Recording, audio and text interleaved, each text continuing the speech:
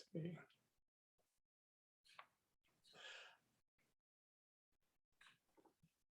Good morning and welcome to ConservAmerica's webinar series and this joint webinar with the Energy Choice Coalition, where we're looking at the role of competition in electricity markets and the environmental benefits as an environmental competition as an environmental driver.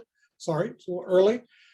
We've got with us Josh Rhodes, who is the author with his colleague Michael Weber and Lynn Kiesling and others of a new report looking at carbon emission reductions in competitive wholesale markets and the role of ISOs and RTOs in being that driver in reducing emissions. We have Landon Stevens with us from the Conservative Energy Network. Thank you very much for being here. Devin Hartman from R Street and Travis Fisher from Elcom. So we've got a great panel here, and I think we'd like to talk about the findings of the report, and then a broader conversation about where we go from here in the energy transition and market design as a way to push to greater development reliance on electricity, while putting the consumer first and making sure we're not putting unnecessary burdens on the ratepayers and the consumers. So thank you all for being here, and looking forward to a good conversation. Josh, you want to tell us about the new report? Sure. So thanks for having me. Again, my name is Joshua Rhodes. I wear multiple different hats depending on kind of where I'm at. Sometimes I'm a research associate at the University of Texas at Austin, also a founding partner of IdeaSmiths, which is an energy consultancy firm also based in Austin. And that's a hat I'll be kind of wearing on for this report, for this webinar, focusing on the report that consulting firm did for the Energy Choice Coalition. And so one of the things that we're looking at in this report was, could we find, were areas of the country that are more competitive in their particularly wholesale generation? Did we see any difference in, or were they correlated with more reductions in carbon emissions? What was the environmental assessment of of areas that are under ISO, independent system operators, essentially regions that have a wholesale electricity market versus those that were not? And so we did this as a kind of a bottoms-up approach. We used EPA's eGrid data, which is a data set that the Environmental Protection Agency keeps. They keep track of every single power plant across the entire U.S. and either on a monthly and an annual basis, kind of how much electricity it produces and how much emissions are associated with that electricity production. And because power plants are generally stationary objects, they don't tend to get up and roam around. They belong in a place, and that place may or not be overseen by a wholesale market. So they may be participating in a wholesale market or not. And so we analyzed data from 2005 to 2019. We had most of the years, although they don't do the report every single year. We got most of the years in there, and then we compared each region with itself as using 2005 as kind of the base level to see what their emissions were in 2019 and in the years between 2005 and in 2019. And I'm just going to go ahead and kind of show a quick screenshot of kind of the report, which Robert, I'm sure will make sure everyone has easy access to at some point during this.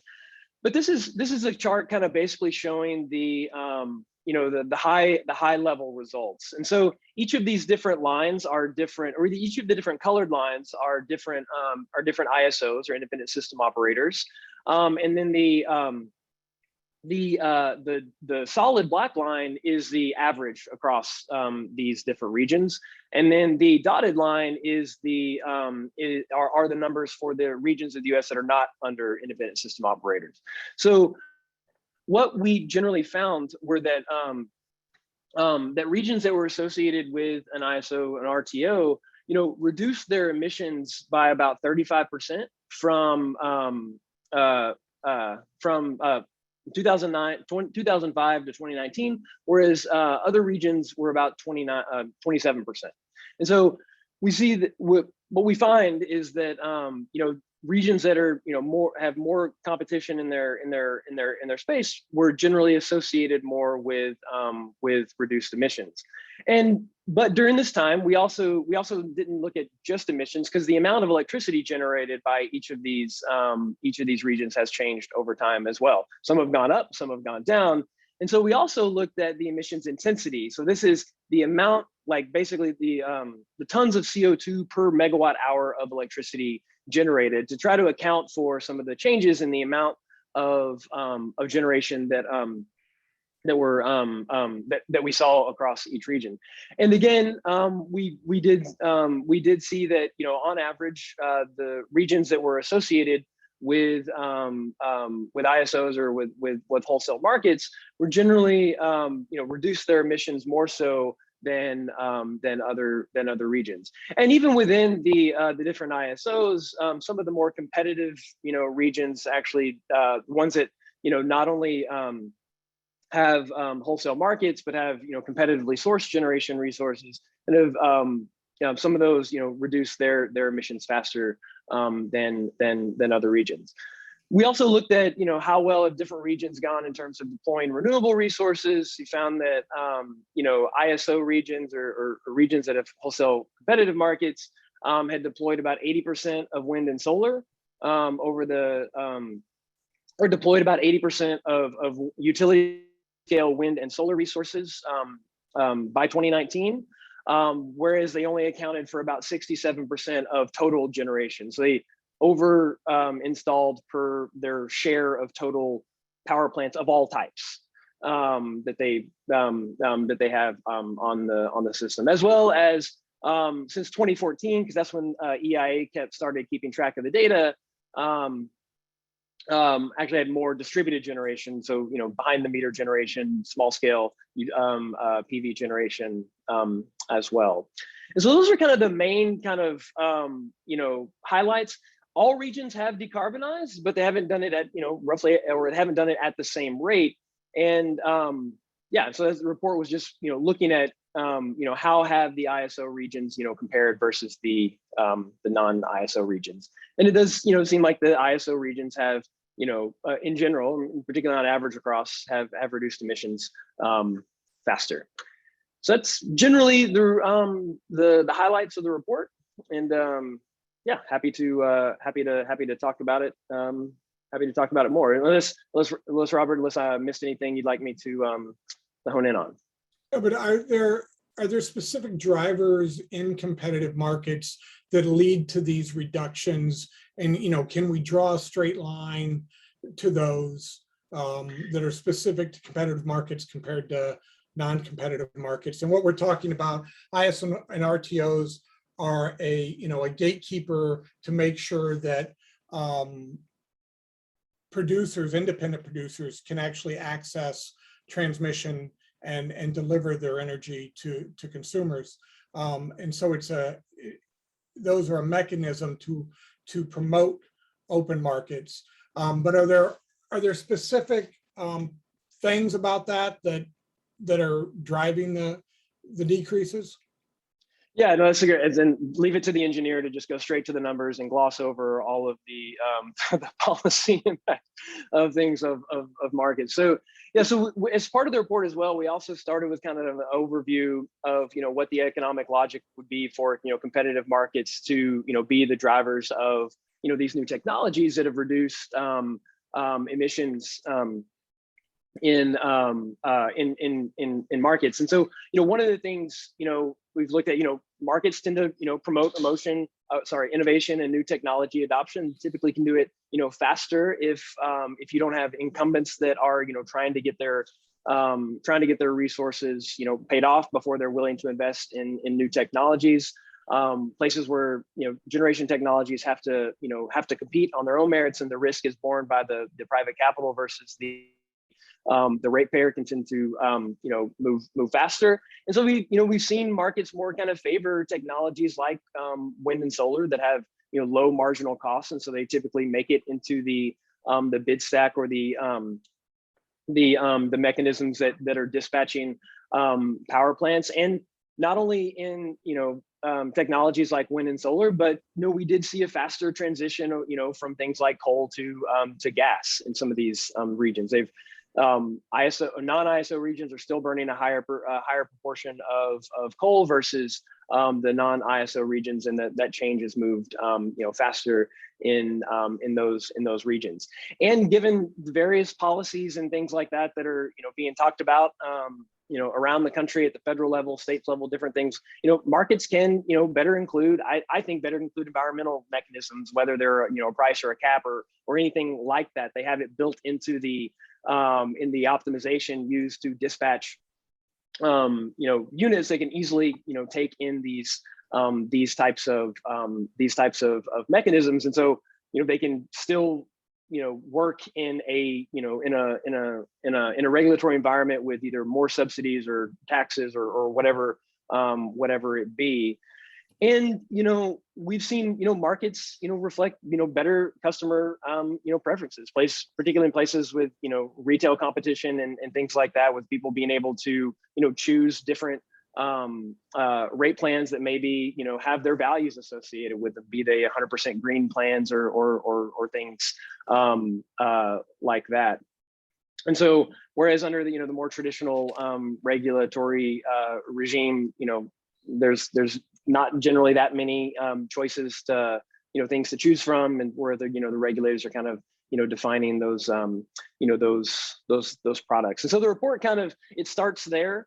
I started at the end, but back to the beginning. So it starts there with kind of an overview of how markets could be this driving force in terms of reducing emissions, and then goes into the data to see if that's something that we can see going forward.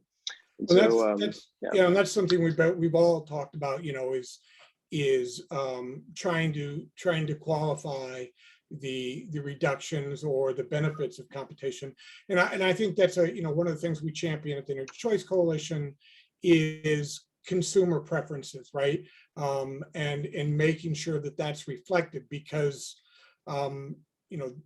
they've got a broader selection of technologies and a greater diversity of solutions that they prefer. I don't want to monopolize this. Go to Travis. Any questions about the report or any feedback or from the other panelists?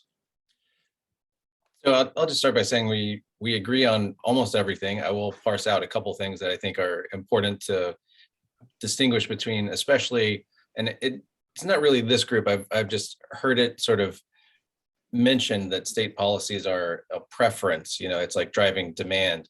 I'd like to draw a distinction between true market demand and being sort of a voluntary transaction environment versus a state mandate. I don't view that as being market friendly per se. So I do think there is a strong overlap between the RTO ISO map and the state RPS map. So I do think state RPSs are driving a lot of this. But it's obviously true that if you have sort of a marginal cost-based clearing price, you're going to have a lot of wind and solar clear, and that's probably a good thing. I think the environmental benefits are pretty clear, and the report does a great job of laying that out. There are a couple things that in sort of the bundle of the RTO ISO framework that I'd like to parse out as not necessarily fundamentally a market driver or even a market-based sort of outcome. So to the extent that we need to subsidize or socialize the cost of transmission, I think that's a thing to call out and say, look, that needs to be assessed as part of the overall cost here, because it is a substantial and a growing cost.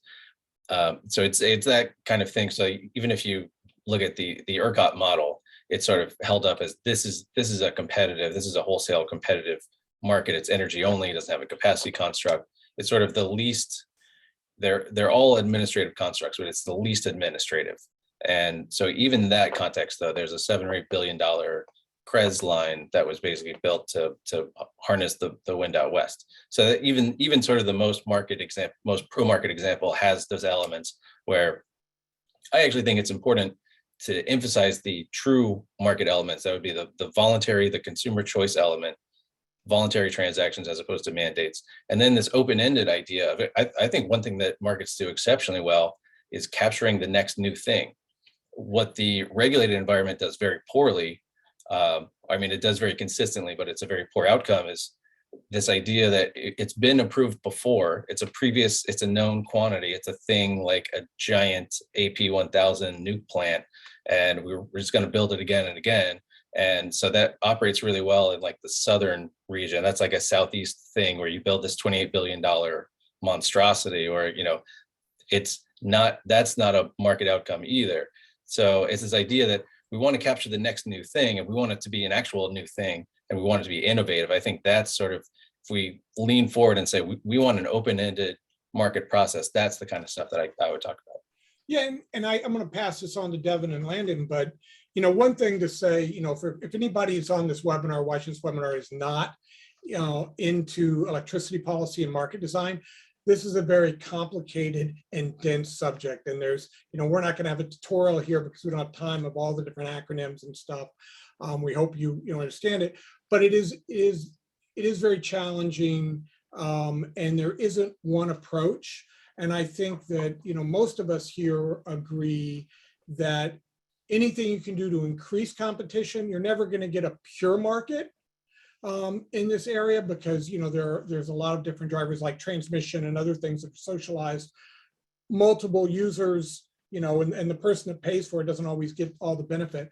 But anything you can do to maximize competition and consumer interest, right? At both though, and we're talking right now a lot about the wholesale level, but all of this applies to retail, right? In the consumer, whether it is the large Googles and Microsofts and big data companies that are really interested in buying all their power on the wholesale market and wanting to get a certain supply of cleaner energy, or, you know, mom and pops, private homeowners that want to install solar on the rooftop and storage, you know, their ability to choose, and that as a market driver is a great principle compared to government saying, you know, you're going to build this traditional style of building the big, you know, huge coal or gas or nuclear plant on the edge of town and running wires through the city. You know, technology is changing so quickly that there's no way that bureaucrats and regulators can crystal ball what the next innovation is going to be. Devin, you're nodding. We've talked a lot about this. I'll let you know. You want to go? Yeah, I'm happy to maybe jump in and unpack a couple bits of maybe some of the mechanisms that we saw in this analysis, and then build off a couple points Travis made. So we know that this is kind of a dense arena, to your point. I'd kind of encourage folks to think about 3 different paradigms on the wholesale side, and then think about retail choice as another element here. So a lot of times we hear an ISO or a non-ISO region. There's really 3 things I would suggest for folks to think about. One is that you can have regulated monopoly utilities in or outside of an ISO, and that makes a very pronounced difference on kind of the nature of the results. So those are kind of 2 of the wholesale pieces. And then the other piece is, if you have, for states that have fully restructured, you have to have an ISO. And so that's where all of your power generation is competitively, you know, procured, owned, operated. And so that necessarily means that market signals are driving entry, exit decisions on resources. They're determining the operation of the assets. And so I think it's really important to think about those 3 things. And you can have any one of those paradigms with or without retail choice. Now, I agree with Travis's point here. Retail choice is really important, because if we want to talk about accurately reflecting the preferences of society, what actually matters is not the average preference of society. What really matters is looking at, like, yes, the aggregate, but really the variety of different preferences throughout end users as well as suppliers. And those preferences, that heterogeneity in those preferences, are free to be expressed in a marketplace. We see that as a huge driver going forward. But before we talk about the forward-looking part, I just want to unpack one bit on the analysis here, since it goes back to 2005. To Travis's point, I do think that, yes, we do see a correlation between ISO footprints and RPS, as well as cap and trade. And those, so there are, of course, other drivers that can influence things that you have to control for in an analysis. One thing, though, since that time frame goes back to '05, that's really important, is the big driver was this coal to gas substitution effect. And this is where you can really study the differences in that paradigm. So keep in mind, right, if we go back in time a decade, what we saw was a lot of regulation come out on coal plants in particular, right, as well as the fracking revolution, right? And so you saw the cost of new entry of efficient natural gas units really came down. And then you also saw this regulatory engagement that said you had to either retrofit or retire coal plants. And what you saw in footprints, for example, like PJM, which is one that's fully competitive, as opposed to one that's MISO, which is an ISO, but is mostly comprised of monopoly utilities. These are two heavy coal footprints. And what you saw in one region was that under the purely competitive model, you saw new entrants coming in. And a lot of times they're looking at just getting a 5-6% rate of return. And they're driving these coal assets off the system. They're citing these new gas facilities where transmission costs can be minimized and where they have the best access to cheap gas. So you saw a ton of downward pressure on costs, put a ton of downward pressure on prices, and then emissions promptly fell in unison as you saw that substitution. What you saw in other footprints where you still had regulated monopolies is they're sitting there making their decision based on the book value of their regulated assets, right? Because they fall under cost of service generation, which means they're in the business of building rate base. And they're usually doubling what these merchants are getting, by the way, through their regulated rate of return. And so what you saw in those footprints is they're sitting there saying, hey, we have to comply with a new regulation. Let's see if we can, if it makes more sense to the book value of our asset portfolio to slap on $1 billion scrubber as compared to maybe building a $700 million new combined cycle plant. And so you saw very pronounced differences in technology choice within those two paradigms. And that had environmental ramifications as well as cost ramifications to consumers.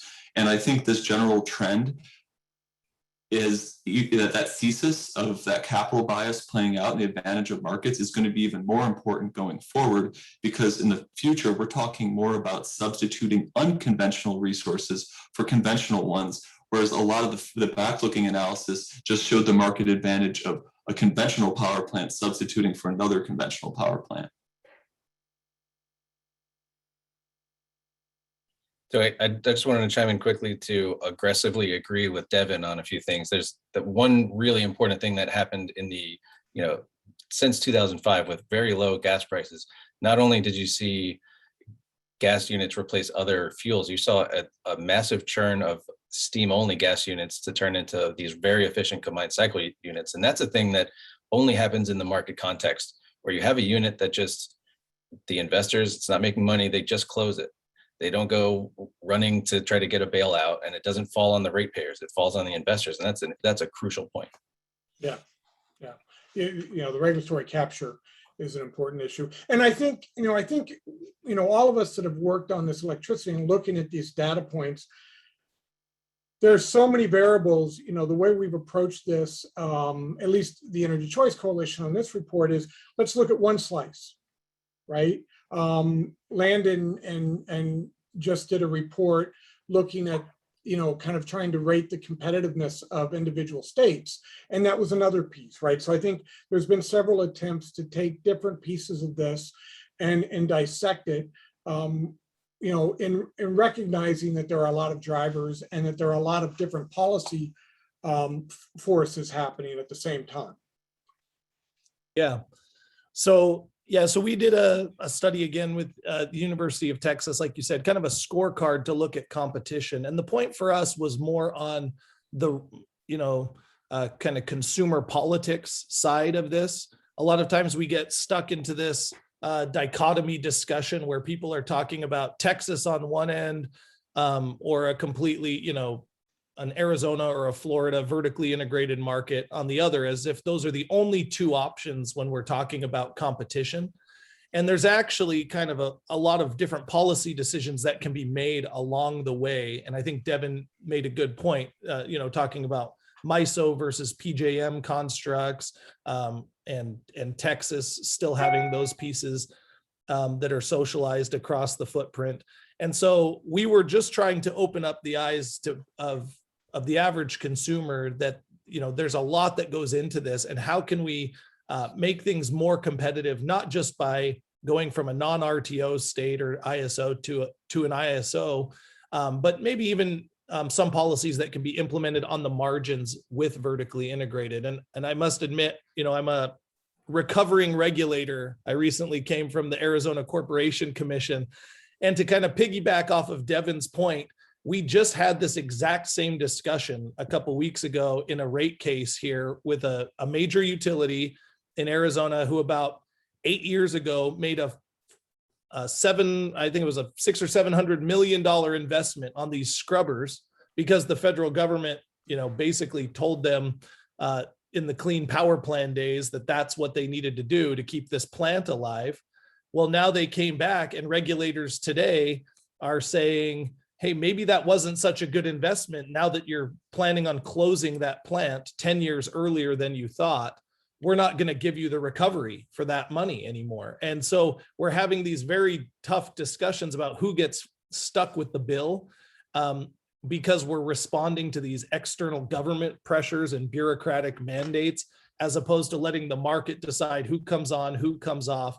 And it's going to be even more, I think, recognizable, as you said, when we're substituting unconventional for conventional moving forward, because it's not just, the next incremental increase. I think we're going to start seeing massive technological improvements that we don't even understand yet. And so we want to make sure that the markets have room for that kind of growth. And so I think helping even the average homeowner understand what kind of market they're part of is important in moving this discussion forward, because a lot of times we just flip the switch and we have power and we don't really think about it too much, about the structures, and obviously it's convoluted. So we're trying to break that down, and that's what we were trying to do with our work at Conservative Energy Network. So yeah, and I've shared a link to the scorecard report there in the chat for folks, as well as the ECC report earlier in the chat.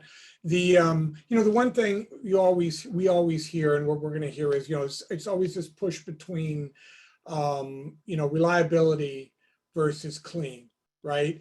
And I think you guys can probably say more eloquently than I, but this technology change and the transition that's happening in transmission and in communication, and knowing where demand response is, and the fact that we have a lot more retail side generation happening at home and in microgrids, and there is a future where we have a more resilient system that, because of real-time demand response and better communication and transparency on consumer use and production, that we can actually have a more reliable system than building backup generation as we do now. What we do now is we take capacity, maximum demand, and then we build spare capacity, and we pay for that, and most of the time it just sits there.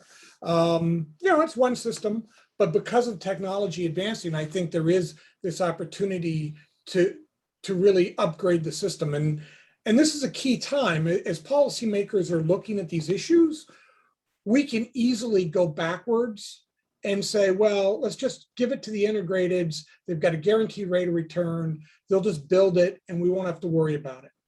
But that would really sacrifice a lot of the innovation and the advances were really to build the grid of, I hate to say tomorrow because it's really the grid of today, but build it now. And you're welcome to disagree with me.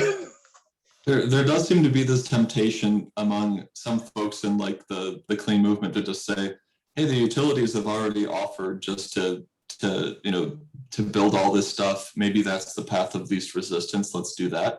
And I'd agree with them if cost didn't matter, if innovation didn't matter, then fine.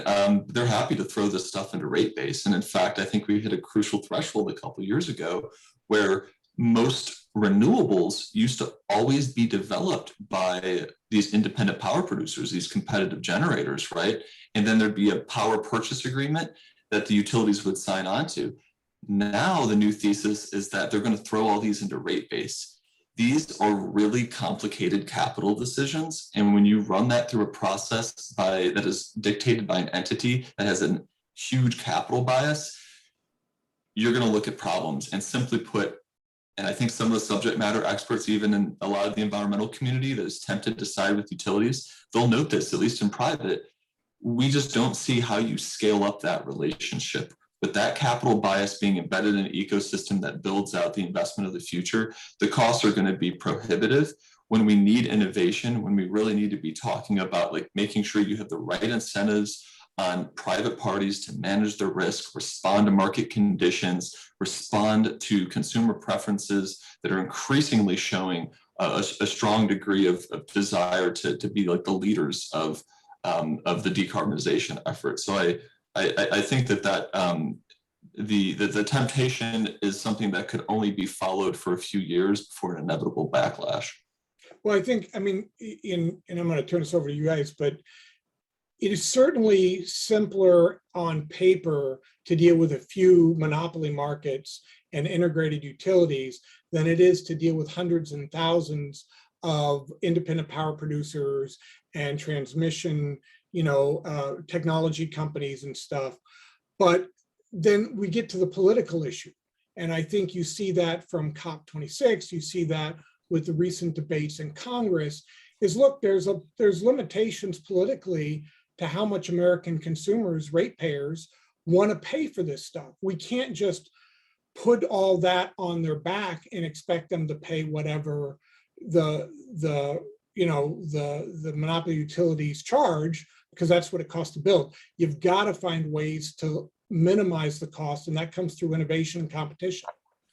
Yeah, I'll chime in here as the advocate for large industrial consumers. I think the fundamental questions about what's too much and what's too fast, everybody has their own vision of what the transition is going to be. Is it full decarbonization by 2030, by 2050? What degree do we decarbonize? All of those questions, I think, if you fall back on this idea that the transactions should be voluntary, or a different way to view it is the difference between a state level mandate versus a corporate goal. If you have a corporate goal, let's say things go really poorly, or you have reliability issues, or the cost is too high, you can drop that. It doesn't take an act of state Congress to drop that, or you can change your mind, or all of that stuff is fluid and voluntary. I think the more rigid and the more top-down mandated, that's where you get into these problems with, we've gone too far, too fast, we've kind of screwed it up. The idea that what is too fast, to what extent do we decarbonize? I think all of that stuff can be borne out through voluntary transactions, and that's the key here, is the market process of it. Instead of saying we know the answer, it has to be X, and we have to do it by year Y. I don't think that's the correct way to go about it. Well, and to jump on top of that too, I think it's not just how quickly do we decarbonize that's the question, but it's how are we decarbonizing? And there's a lot that we don't even know. And we're working in Texas, for instance, on some new geothermal advances for deep core drilling that are going to allow, hopefully in the next 5 to 10 years, a whole new slew of geothermal resources all across the country that have never been modeled in any decarbonization, mapping effort. And what happens when that hits? Or, NuScale, and Bill Gates has a nuclear project. We're talking about converting coal to nuclear. I mean, there's just, the market is moving technology across the country, and we don't know which is going to be the best outcome or what isn't. And so I think Travis's point of keeping it voluntary as much as possible is going to allow for those windows of opportunity for new technologies to really emerge, and it's going to change the calculations. And for us to think that we know what that looks like right now is it's just kind of an ego trip, I think, of regulators and of stakeholders a lot of times. And I think we have at this moment kind of a really big opportunity when we're talking about half of the country, when you're looking at the West and the Southeast, that are really trying to consider what do our next market designs look like. And they're wondering, is it an RTO model that we designed in 1995? I would say there's probably a lot of changes you can make to that model that would be much more tailored to today's solutions. And we need to look at those really long and hard. And that's where we have a lot of research coming down the pipe, I think, is, what does an RTO 2.0 look like? Or is there a whole new model paradigm that we need to consider to incorporate some of these new technologies and leave room for that innovation? So. Yeah, and I think in kind of the meantime, I'll throw some more onto the study that I did with my UT hat on with Landon and Conservative Energy Network on the scorecard. We looked at all 50 states, and asked basically 10 questions about, 10 questions to suss out how competitive electricity sectors were in each of those states. And one of the things we pointed out, in terms of being flexible is, if you still do have that monopoly utility doing things like all source RFPs that are managed by third parties and things like that, try to make things more competitive. But also we're talking about, are we going to have widespread demand response and all of these things? Just having data availability also is, is a big hindrance there. Not every state, and some of the states you would expect to potentially, that are kind of more forward in those, or progressive maybe in those things, didn't have a mechanism that allowed data to be shared with either the users or third parties. And so, I think it's an interesting landscape looking across, and I think both of these reports do a pretty good job of putting together a good picture along with other things that are coming. Yeah, I think it's a good time to inject that conversation about quality of decarbonization. I like that point made earlier by Landon. And to connect that to what Travis talked about on the voluntary side, we're at a juncture that is very different than a decade ago. A decade ago, mandates or out-of-market interventions that would accelerate decarbonization would actually have like a verifiable emissions impact, and that was pretty material. And certainly prior to the last decade, that was the case as well. We're at a point now where private capital markets are foaming at the mouth. And the big barrier to everything is really just outmoded regulation.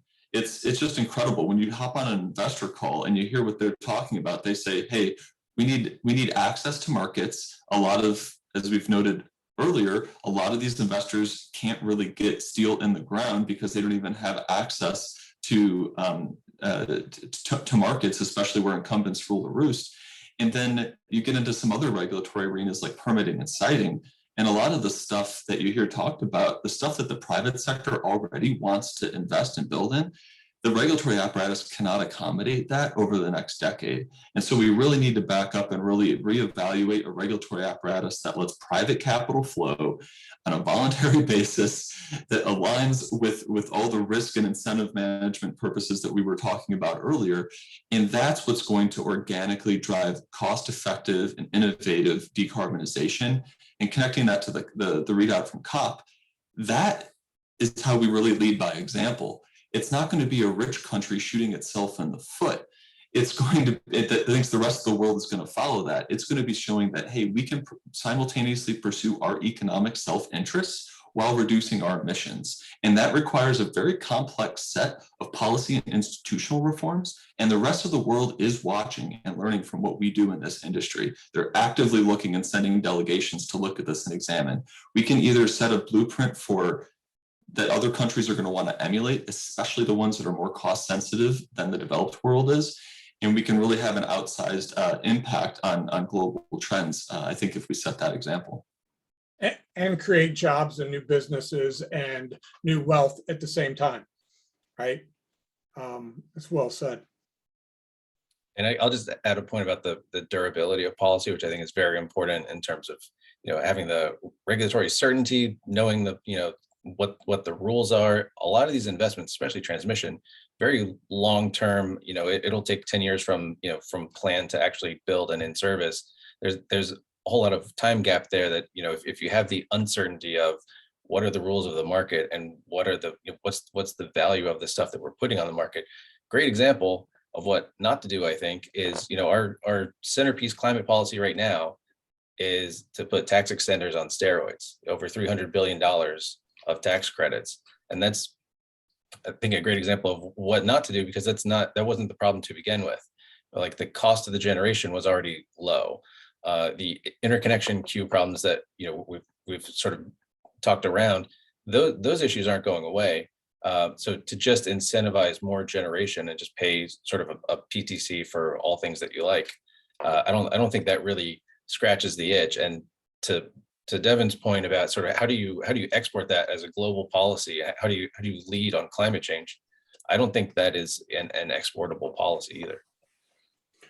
Well, and I mean, some of the problems, this goes to the complication of some of the problems really facing our electricity system have to do with, cross-border, transmission lines, NIMBYism, where people, states are blocking projects because they don't see, they're just a pass-through state because, taking the power from where it's produced to the urban centers where it's needed.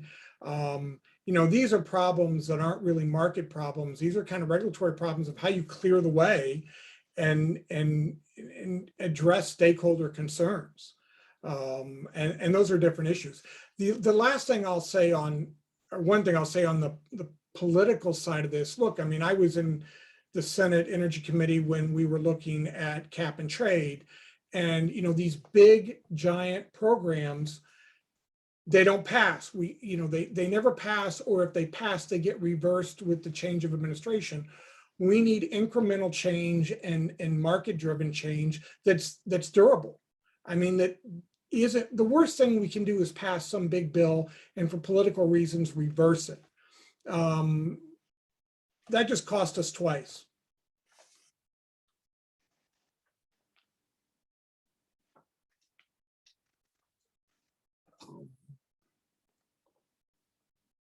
See if we get a question here. I don't know if you guys can see the questions about the Texas energy only market as a reason for the blackouts. And I know we've all addressed this independently, and I think, Devin, I'm going to throw that to you because you've really done a lot of work. Do you want to address the whole ERCOT blackout issue real quick? Sure, and maybe something that Josh wants to jump in here on as well. And so I'm gonna channel actually one of my colleagues here, Beth Garza, who used to be the independent market monitor for ERCOT, which is the Texas market that went down. And so what we're really seeing is that the diagnosis report is out. Right, you had roughly half of generators that couldn't perform simultaneously, which is what led to your severe supply shortfall there. The vast majority of those causes were because either the gas system itself couldn't perform and deliver fuel, or and I should say in concert with weatherization gaps within the existing thermal power plant fleet, right? And so when you actually get into, was this the result of an energy only market design? Actually, the energy only market design historically has shown stronger incentives for mitigating generator outages.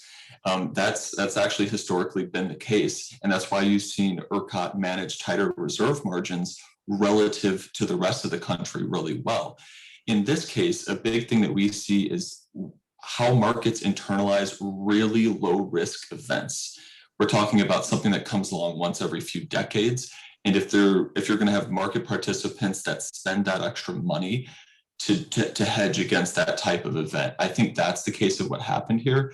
But the nature of what we saw at the root cause in Texas is something that can and did happen in other parts of the country as well, in terms of like the nature of the outages.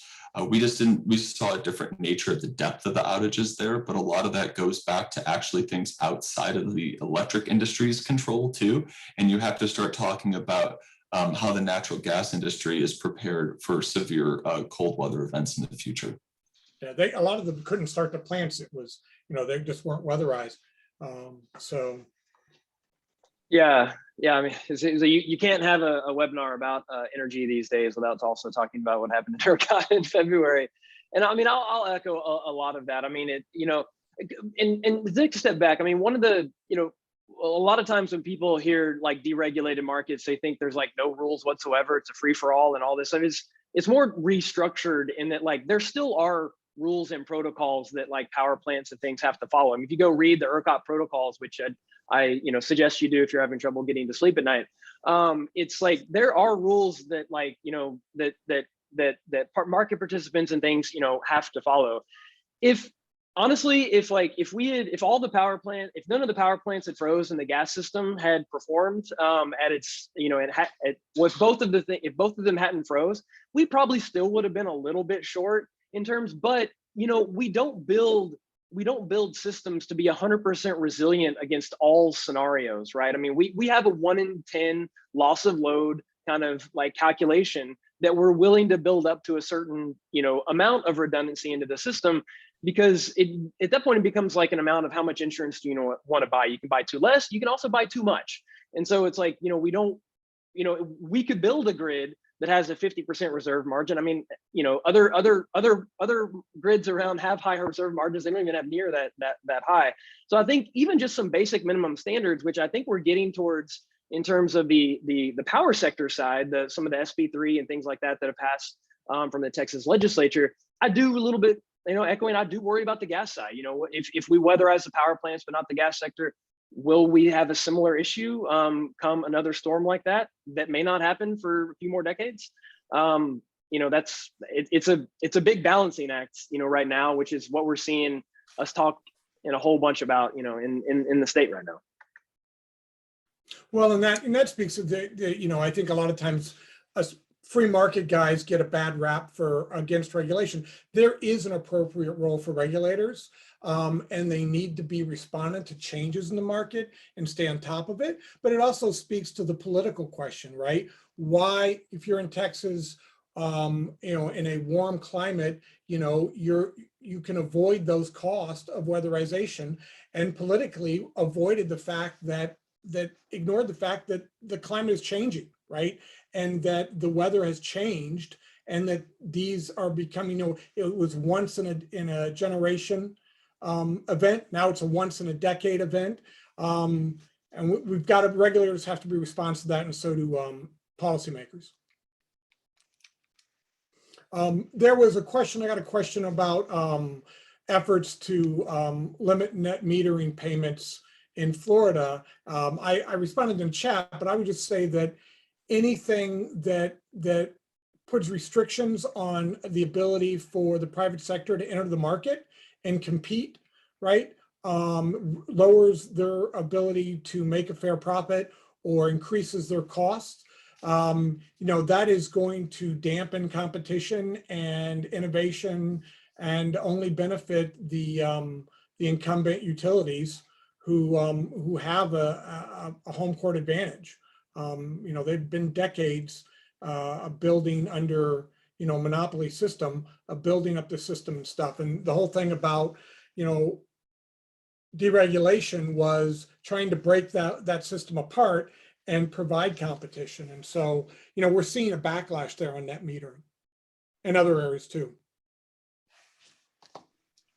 And I have to make a very nerdy point on that. In the RTO regions, you actually do have a sort of a growing trend at FERC to change the markets to enable that type of resource to go directly to the market. So if you have a distributed energy resource, you can basically pull those together and sell that directly into the RTO. So the market access argument, yeah, you do see some net metering barriers in the non-RTO regions. I would say those are actually coming down faster in the RTO region, so that the RTO is now starting to reach, for better or worse, closer to the actual home level, so the individual consumer level. So I think that's overall a positive thing.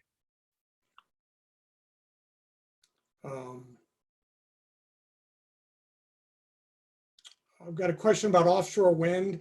I don't, we're going a little far afield here. I haven't got into that much, but just pull back to the reports we've looked at in a lot of, wholesale competition. There's a real push at the moment to expand the ISO RTO mechanism. I know in the West and some in the south as well, southeast.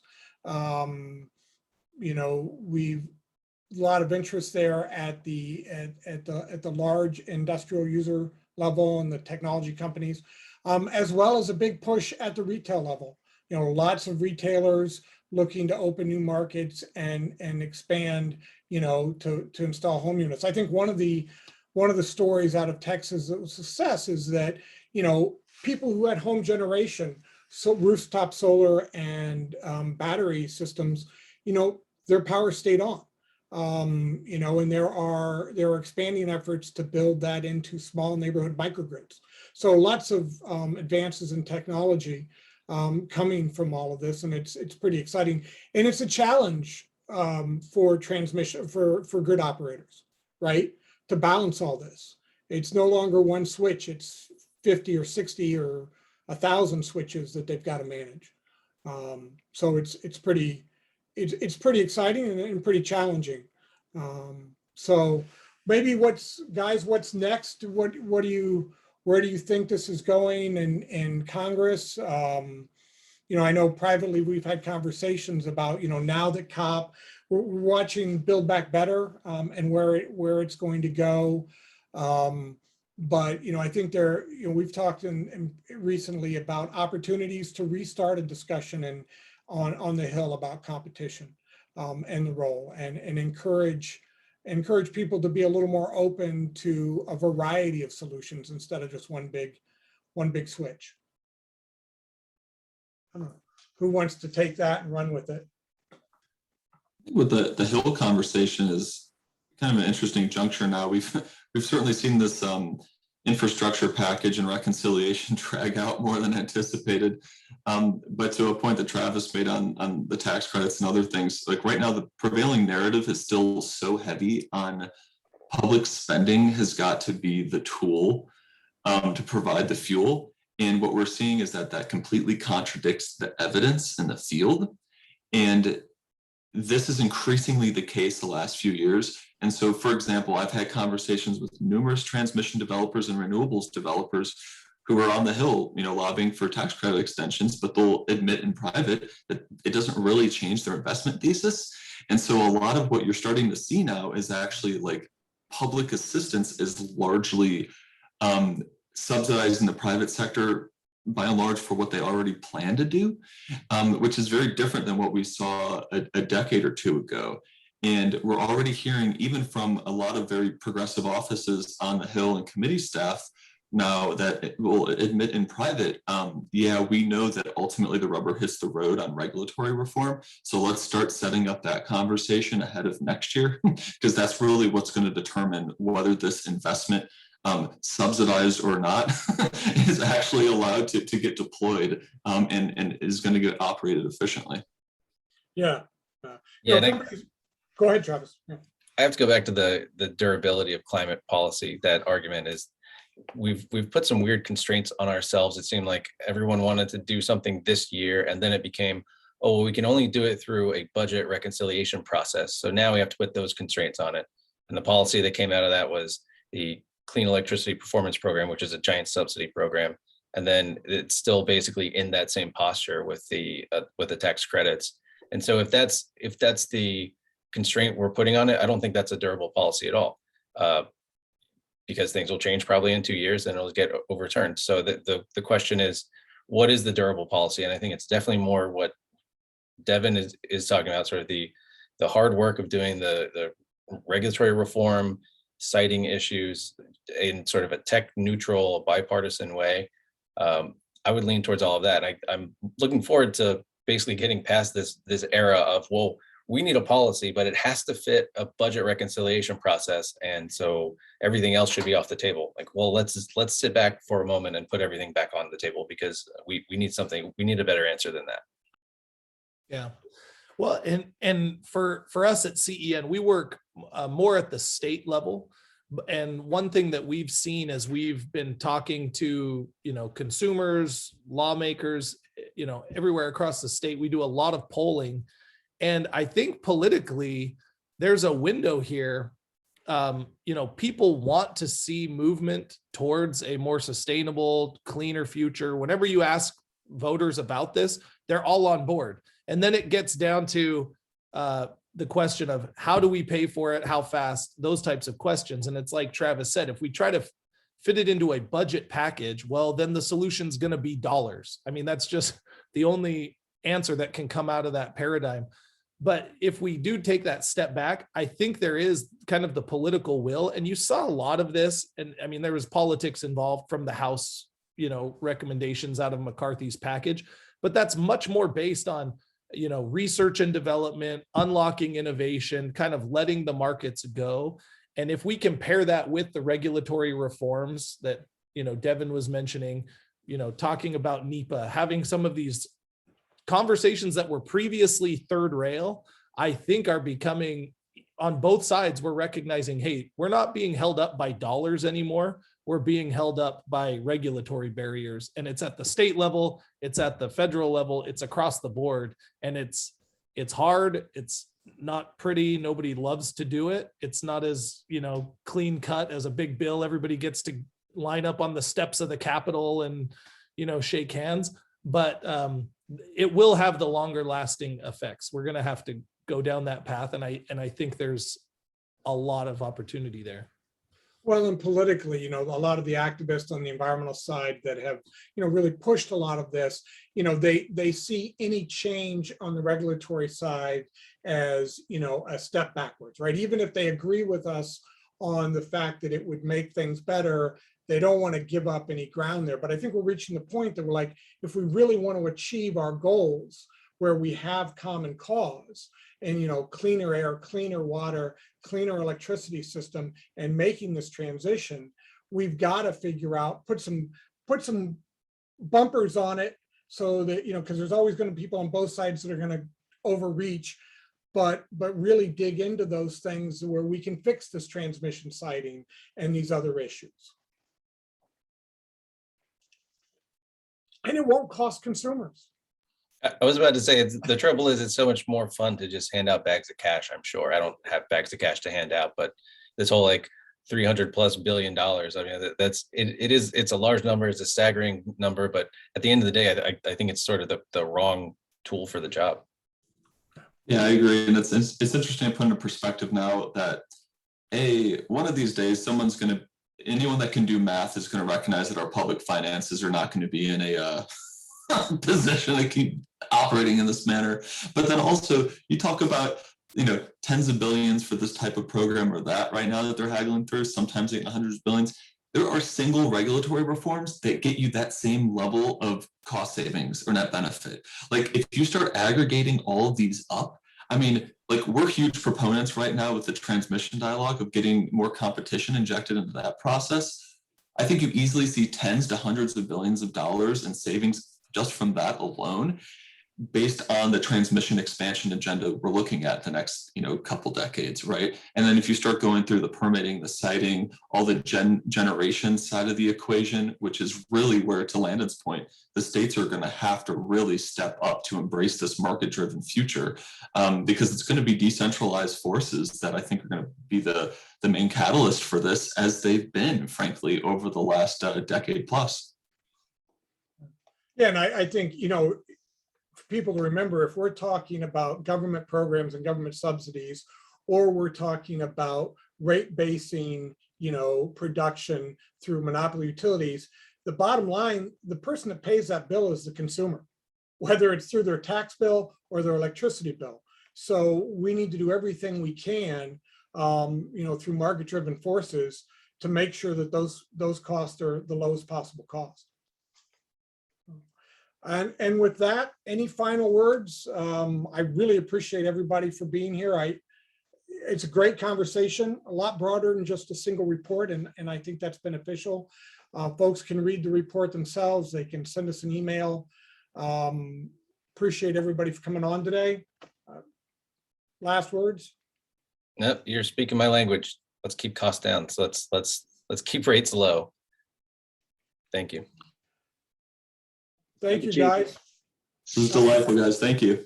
Happy Thanksgiving to everyone. Hope everybody can spend time with their family and forget about politics for a while. Thanks, everyone. Take care. Bye-bye.